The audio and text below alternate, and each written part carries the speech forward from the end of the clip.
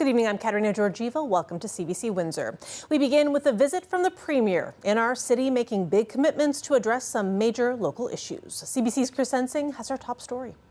Premier Doug Ford back in Windsor, the first time since he was re-elected, here to help spur action on Ontario's housing crisis and also teasing a $1 billion fund to help the automotive sector survive the trade war. First, Ford handed a giant check to the city worth millions for building homes. It's a reward for hitting a housing target dangled by the province every year.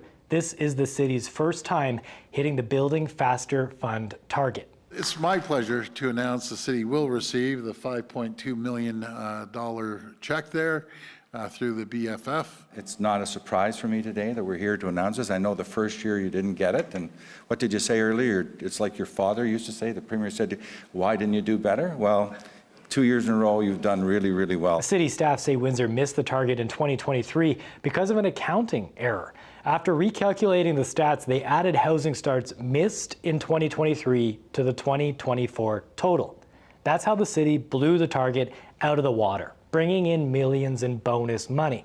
The city could not say how it's performing toward this year's goal, but as of June, Windsor's housing starts were down 61% compared to last year. Builders blame high interest rates and tariffs, something else Ford wanted to talk about. Well, we have two choices with President Trump. You roll over or you fight like we've never fought before. I'm getting a little passionate today about this because that guy drives me crazy down south, I'll tell you. So we don't have to take a backseat to anyone, and we sure don't have to take a backseat to President Trump. We need to go full steam. Ontario launched a $50 million fund for businesses dealing with the tariff fallout by expanding in Canada earlier this year. But a report from the Canadian Federation of Independent Businesses says it's not working because businesses don't qualify or don't plan to use it. The report found the average small or medium-sized automotive business has lost 13% of its revenue because of the trade war. Today, Ford teased more support. With the other announcement you'll hear tomorrow, we're releasing another $5 billion. I think we're going to start $1 billion tomorrow and then just keep adding. We're going to focus on helping small businesses. We're going to really focus on the auto sector and the steel sector. They're the ones that are really getting hit the hardest. So we're rolling out the money, and I won't hesitate to keep rolling it out because I know we're going to get through this and we're going to come out stronger than ever before. Ford said he plans to meet with Prime Minister Mark Carney next week, saying Carney needs to lower taxes, remove HST from home sales, and get the Bank of Canada to lower interest rates. Chris Ensing, CBC News, Windsor. That wasn't the Premier's only stop today. He was also on hand for an announcement about the future of Windsor's mega hospital. CBC's Jennifer LaGrassa was there as well. To John. With a toast, healthcare leaders, Ontario Premier Doug Ford and Health Minister Sylvia Jones, alongside a local family, celebrated a $40 million donation to Windsor Essex new hospital. We can't build hospitals anywhere in this province without families like yourself. It just would not be possible, and that is one of the largest donations I've ever seen here in Ontario, so we're very, very grateful. The money was gifted in the will of John Thomas Fancy, founder of Viewpoint Estate Winery in Harrow, who died last year at 65 years old. Everyone who knew our brother John understood how he was devoted to Windsor and Essex County. The check came with a commitment that the new facility be named the Fancy Family Hospital. While the donation is big, it's still a sliver of what the project will cost. Early estimates put the price tag at about $2 billion, but inflation and tariffs are pushing it higher. Clearly, $40 million does go a long way, but we continually have to revisit the cost of the project. The number we were using before is significantly understated. But the growing cost isn't delaying the timeline, with officials hoping to get shovels in the ground early 2026, months earlier than expected. Everyone at the hospital and the community is rallying together to see that happen. It is an ambitious goal, but we're doing everything we can to make it happen. The hospital still needs to secure a builder, with a request expected to go out soon. Opening day is still several years away, likely between 2030 and 2032. Jennifer LaGrassa, CBC News, Windsor. In other local news, the city could spend as much as $7.5 million to convert the old Waterworld facility into an emergency overnight shelter. Windsor City Council approved plans to renovate the temporary H4 space during a closed-door meeting last month. It would convert the space into a 75-bed emergency shelter. The decision comes amid a drastic rise in the number of people who are homeless in Windsor, putting emergency shelters in a continued capacity crunch. CBC was able to confirm the multi-million-dollar cost after obtaining city documents. Meanwhile, in Chatham, the municipality's largest homeless encampment is staying put, at least for now. For the past few weeks, tents have been pitched on the property of the Public Utilities Commission, and homeowners nearby say they were blindsided by this. About 50 people are living there after being moved from another spot in Rotary Park due to construction. Chatham-Kent's council met yesterday where they tried to approve some bylaw amendments related to tent communities. They also tried to decide on where people might be asked to move to. But the final decision was postponed until August 25th. Some of those living in tents will soon be able to move to some tiny transitional cabins about to open in Chatham, but not all would qualify.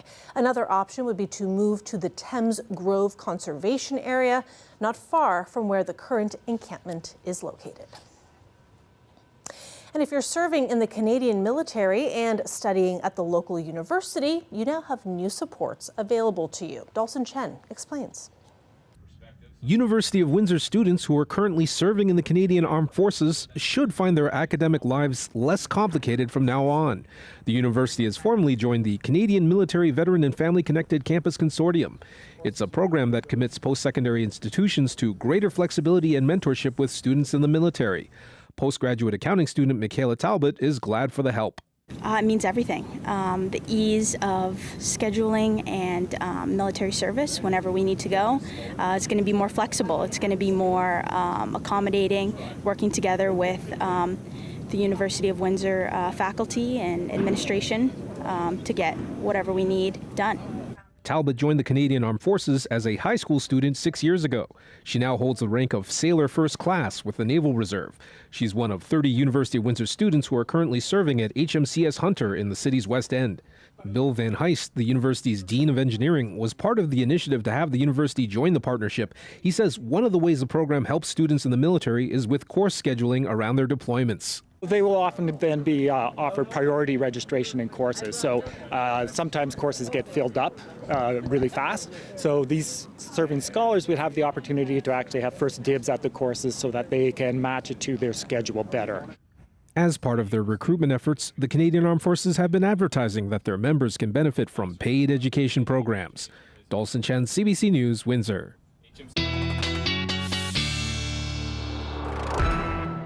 Colette Kennedy is with us now for our first look at weather. And Colette, just the heat, it keeps on coming. Here we are, another day.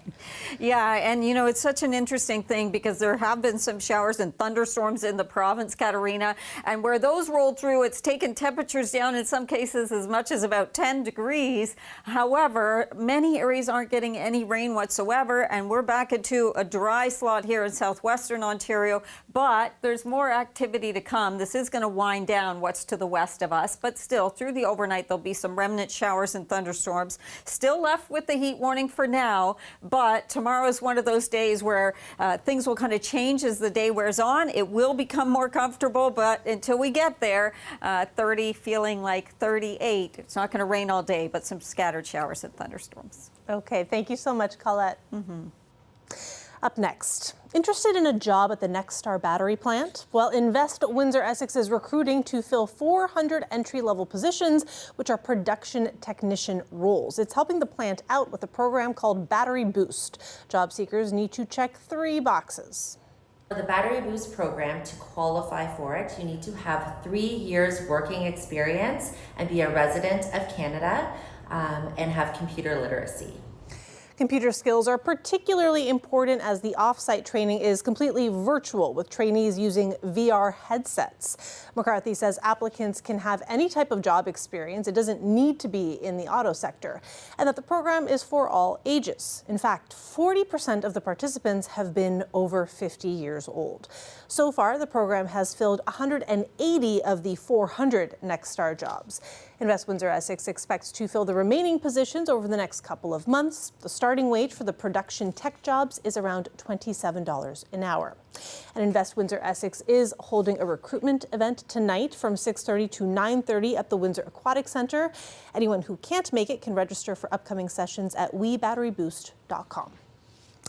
In other news, nurses in Ontario say that they and their patients are struggling under a crushing workload. It's outlined in a report co-authored by a Windsor professor. And today at Queen's Park, they proposed a solution. Lane Harrison has the details.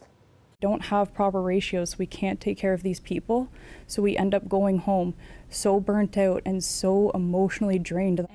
Rachel Fleming has been a nurse in Ontario for 10 years. She says in that decade, nurses have become overwhelmed by a patient workload that's too high for each individual. When you're forced to take care of someone in the last moments of their life, you want to ensure that they're completely comfortable.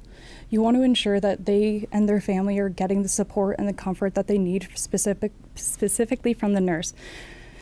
What happens when you end up having several patients on your shift and on your caseload who are imminently passing? You have to figure out and prioritize who is closer, because that's who you're going to be taking care of. And that is a horrible feeling.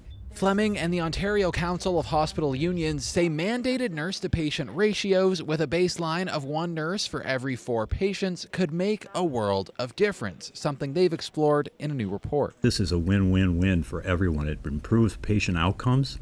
It makes the life of the nurses better. It makes it possible for them to provide the care that we need. Similar systems are in place in Nova Scotia and BC. An NDP bill to introduce the ratios failed in 2024. The union thinks it could also help with a systemic issue. Ontario's fiscal watchdog projects a shortage of 33,000 nurses and PSWs by 2028. There is a huge pool of nurses that we could entice back to work, but they're going to have to see some evidence that we're serious about providing the kind of care they were trained to provide. The Ontario Hospital Association, who bargain with the unions representing hospital workers, call nurse-to-patient ratios rigid and out of date, saying staffing decisions are made in response to patient need. The Ministry of Health says it's increasing the number of nurses in Ontario by removing barriers for those trained internationally or in other provinces. Lane Harrison, CBC News, Toronto. Much of Canada is in the grip of intense heat, and that is making the battle against wildfires more difficult and is triggering health warnings coast to coast. Jayla Bernstein shows us the toll the heat is taking on people and the land. Sweltering heat mixed with drought has left much of the country scorched and tinder dry. Got to go with the flow. Too hot, can't move too fast. I think it's nice, but I can't stay out in it for too long. Yeah, really hard, yeah. The rising temperatures broke more than 60 records across Canada in places like Baie-Comeau, Quebec, Edmundston, New Brunswick, and Happy Valley Goose Bay in Newfoundland and Labrador. That kind of heat can pose a very real threat, doctors warn, especially for vulnerable people, like those with health conditions like heart disease. What we see in many studies is that do not occur outside, they occur inside. And mostly it's people that are older, they have illnesses, they live inside, and they are isolated. Heat waves like these are getting worse due to climate change. This is like the dress rehearsal, a dry run of what we're going to see that will be normal in 2050. We're exclaiming about it now because it is so unusual. But boy, it will be the sign of the things to come. The weather is also forcing farmers to adapt, like this Ontario vineyard that's resorted to hand watering. Well, you've got to do what you can. The St. Lawrence River has dropped so low, this boat launch east of Montreal is useless. The low water levels could be one factor in this Sea-Doo accident nearby. Sunday night, 2 people were injured when they crashed into the rocks. C'est vraiment très beau. This Montreal area community organizer says people are telling him the beach is magnificent, but it's in a spot where normally there's not a beach. Some reprieve from the heat is expected by Wednesday for much of Canada, but it's all relative. Though nights will be cooler, daytime highs in Montreal and Toronto are expected to stay in the high 20s and low 30s until the end of the week. Jayla Bernstein, CBC News, Montreal. We'll have more news for you right after the break. Stay with us.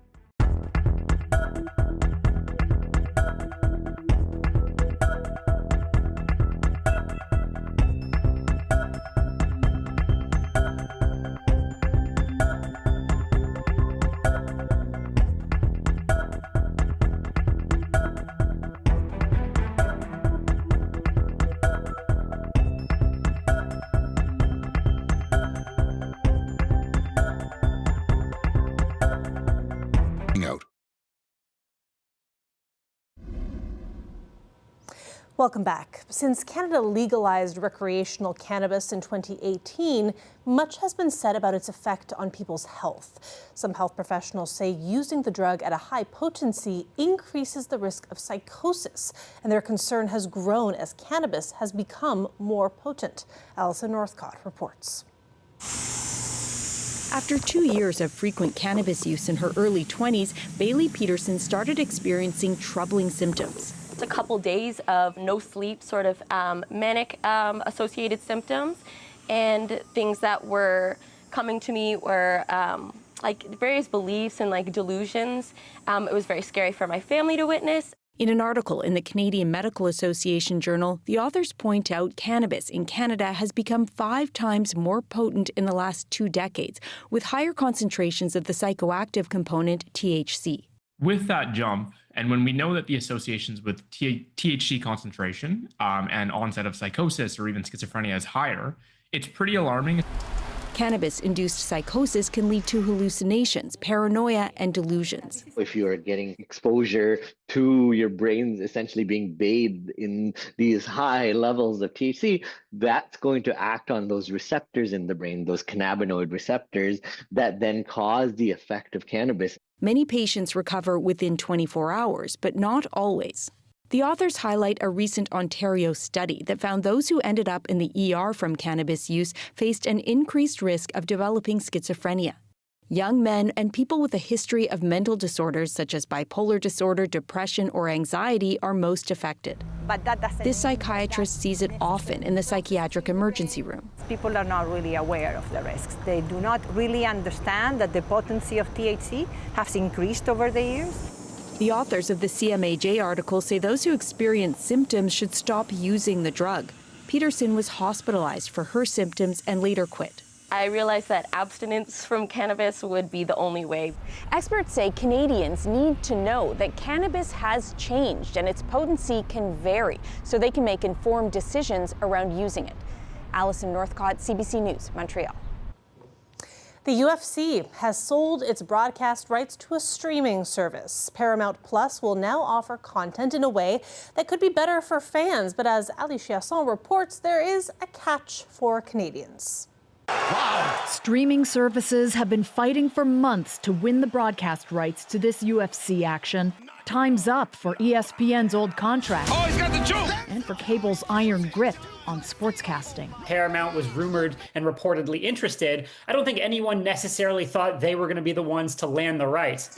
It elbowed out other networks like Netflix and Amazon, inking a 7-year deal worth nearly $8 billion.